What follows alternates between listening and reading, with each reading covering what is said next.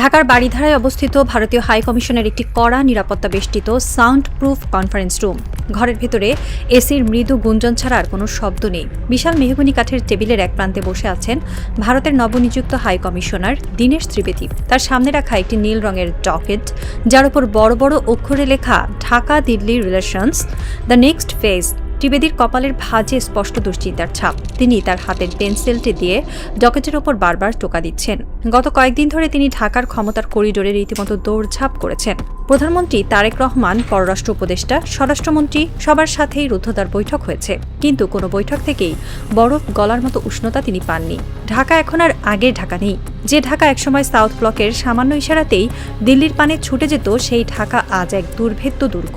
ভারত চাইছে বাংলাদেশের প্রধানমন্ত্রী তারেক রহমান দিল্লি সফর করুন, যাতে আন্তর্জাতিক বিশ্বকে দেখানো যায় যে দুই দেশের সম্পর্ক এখনও অটুট আছে। কিন্তু সাউথ ব্লক খুব ভালো করেই জানে, তারেক রহমানকে দিল্লিতে নিতে হলে এবার আর খালি হাতে গেলে চলবে না। কোনো এক অভাবনীয় উপহার নিয়ে তাকে আমন্ত্রণ জানাতে হবে। কিন্তু কি সেই উপহার, আর ঢাকা কি সেই উপহারের টোপ গিলবে?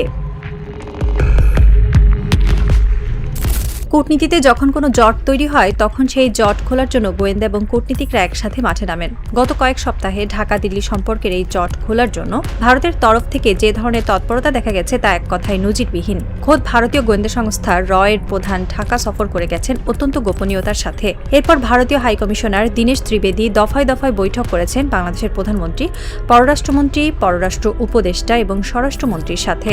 এতগুলো শীর্ষ পর্যায়ের বৈঠক প্রমাণ করে যে দিল্লি এখন কতটা মরিয়া। তারা বুঝতে পারছে বাংলাদেশের সাথে সম্পর্ক স্বাভাবিক না রাখলে দক্ষিণ এশিয়ায় ভারতের ভূকৌশলগত অবস্থান চরম ঝুঁকির মুখে পড়বে। কিন্তু সমস্যা হলো, ভারত যতই দৌড়ঝাঁপ করুক না কেন, মূল জট এখনও কাটেনি। জট কাটার দায়িত্ব এখন পুরোপুরি ভারতের হাতে। সাউথ ব্লক চাইছে একটা কিছু করে বরফ গলাতে, কিন্তু ঢাকার তরফ থেকে যে শীতল বার্তা দেওয়া হচ্ছে, তা ভেদ করে সামনে এগোনোর কোনো পরিষ্কার পথ তারা খুঁজে পাচ্ছে না। ঢাকা দিল্লি সম্পর্কের এই অচল অবস্থার সবচেয়ে বড় কারণটি লুকিয়ে আছে খোদ ভারতের মাটিতেই। 5 আগস্টের গণ অভ্যুত্থানের পর ক্ষমতাচ্যুত স্বৈরাচার শেখ হাসিনাকে আশ্রয় দিয়েছে ভারত। শুধু আশ্রয় দিয়েই তারা ক্ষান্ত হয়নি, তাদের মাটিতে বসে শেখ হাসিনা নিয়মিত বাংলাদেশের বর্তমান সরকারের বিরুদ্ধে বিষেধাগার করছেন। দিল্লিতে বসে তিনি সংবাদ সম্মেলনে ভাষণ দিচ্ছেন, অডিও বার্তা পাঠাচ্ছেন এবং সরকারের কড়া সমালোচনা করছেন। একটি সাধারণ সমীকরণ সাউথ ব্লক কেন বুঝতে পারছে না।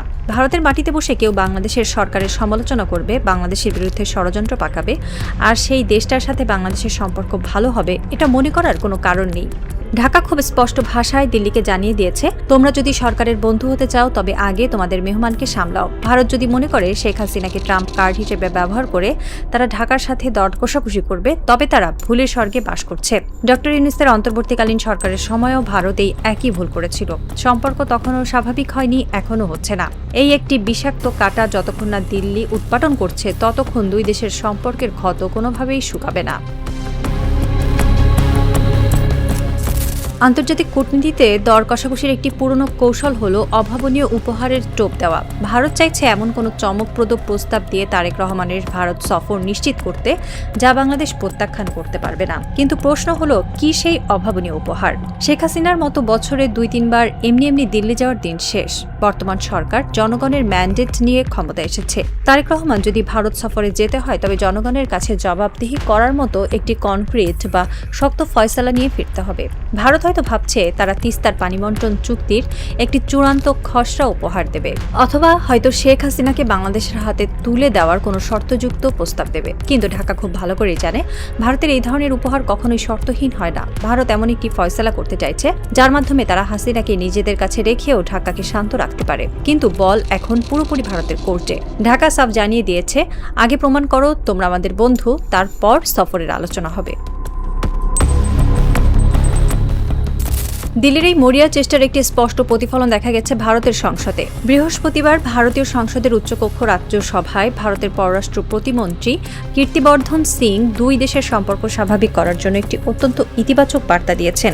এক প্রশ্নের উত্তরে তিনি বলেছেন, আন্তঃসীমান্ত যোগাযোগ প্রকল্পগুলো নিয়ে ভারত ও বাংলাদেশ সরকার একসাথে কাজ এগিয়ে নিয়ে যাচ্ছে। এর ফলে বাংলাদেশের সাথে রেল, সড়ক ও দ্বিপাক্ষিক বাণিজ্য এবং যোগাযোগ আরও বাড়বে। কিন্তু বাংলাদেশের রাজনৈতিক ও কূটনৈতিক মহল এই ঘোষণাকে খুব একটা পাত্তা দিচ্ছে না। না। তারা জানে এই ধরনের ট্রানজিট বা যোগাযোগ প্রকল্পগুলোর মাধ্যমে মূলত ভারতের স্বার্থই বেশি রক্ষা হয়। ভারতের উত্তর পূর্বাঞ্চলীয় রাজ্যগুলোতে পণ্য পরিবহনের জন্য বাংলাদেশের বুক চিরে যাওয়া এই রুটগুলো ভারতের জন্য লাইফলাইন। তবে রাজনৈতিক মহলের মতে ভারতের এই ঘোষণার পেছনে আরেকটি বড় উদ্দেশ্য আছে। ডক্টর ইউনূসের 18 মাসের অন্তর্বর্তীকালীন শাসন আমলে ভারত দ্বিপাক্ষিক বাণিজ্যের ক্ষেত্রে বেশ কিছু বিধিনিষেধ চাপাতে বাধ্য হয়েছিল। বিশেষ করে স্থলপথ দিয়ে বাণিজ্যের ক্ষেত্রে ভারতের বন্দর ব্যবহারে যে অঘোষিত নিষেধাজ্ঞা ছিল, ভারত এখন সেটি উঠিয়ে নেওয়ার কথা ভাবছে। যদি তারা এই বাণিজ্য নিষেধাজ্ঞা তুলে নেয় তবে তা হবে বরফ গলার প্রথম ধাপ। বাংলাদেশের সাধারণ মানুষের সবচেয়ে বড় দাবি হলো স্বৈরাচার শেখ হাসিনাকে দেশে ফিরিয়ে এনে বিচারের মুখোমুখি করা। কিন্তু কূটনৈতিক মহল মনে করে হাসিনার প্রত্যাপনের ইস্যুটি অত্যন্ত জটিল এবং এটি একটি দীর্ঘ আইনি প্রক্রিয়া। ভারতের আদালতে এই ধরনের বহু প্রত্যাপনের অনুরোধ বছরের পর বছর ধরে আটকে আছে।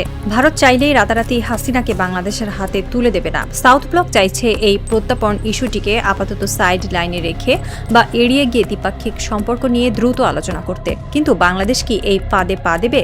ঢাকার নীতি নির্ধারকরা খুব পরিষ্কার হিসাব করছেন।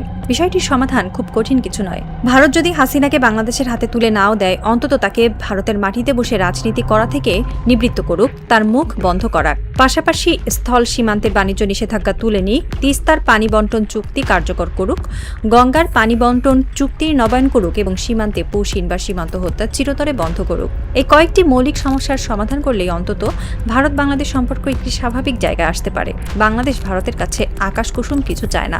বাংলাদেশ শুধু চায় গত 1.5 দশক ধরে ভারত যে রাজনৈতিক ও অর্থনৈতিক যন্ত্রণা দিয়েছে তা থেকে এই দেশটিকে মুক্তি দেওয়া হোক। তারেক রহমানের ভারত সফর নিয়ে ভারতের মিডিয়া যতই উন্মাদনা ছড়াক না কেন, ঢাকার মাঠের বাস্তবতা সম্পূর্ণ ভিন্ন। বাংলাদেশ এখন এমন একটি অবস্থানে পৌঁছেছে যেখানে তারা নিজেদের শর্তে কূটনীতি পরিচালনা করতে সক্ষম। যদি ভারত মনে করে যে কেবল রেল লাইন আর সড়কের কিছু প্রজেক্ট দেখিয়ে তারা ঢাকাকে সন্তুষ্ট করে ফেলবে, তবে তারা চরম ভ্রান্তিতে আছে।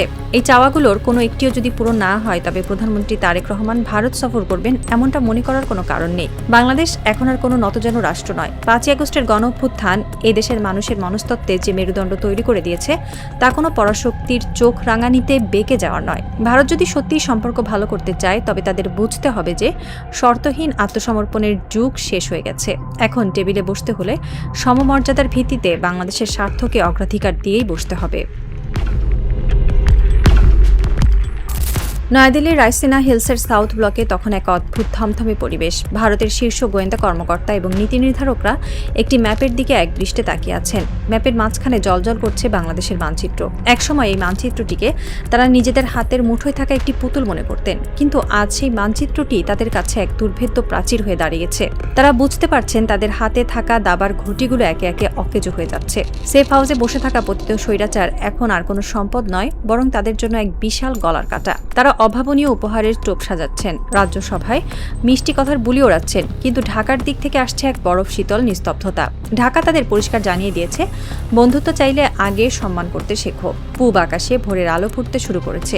এই আলো কেবল একটি নতুন দিনের নয়, এটি এক নতুন আত্মমর্যাদাশীল বাংলাদেশের জাগরণের আলো। যে দেশের মানুষ বুলেটের সামনে বুক পেতে দিয়ে স্বৈরাচারের পতন ঘটাতে পারে, সেই দেশ আর কোনোদিন পরাশক্তির ফাঁকা বুলিতে বিভ্রান্ত হবে না। সাউথ ব্লকের ওই কনফারেন্স রুমের জানালার ভোরের আলো এসে পড়লেও তাদের কূটনীতির আকাশে এখনও জমাট বেঁধে আছে ঘন অন্ধকার। তারা হয়তো এখনও নতুন কোনো ষড়যন্ত্রের জাল বুনছেন, কিন্তু তারা জানেন না বাংলাদেশের প্রতিটি ধূলিকণায় আজ দেশপ্রেমের যে আগুন জ্বলছে, তা যে কোনো ষড়যন্ত্রকে ছাই করে দেওয়ার জন্য প্রস্তুত। এই মাটি বীরের মাটি। এই বাংলাদেশ কোনো পরাশক্তির কেনা গোলাম নয়। এই বাংলাদেশ কেবলই 17 কোটি মুক্তিকামী মানুষের অজেয় দুর্গ।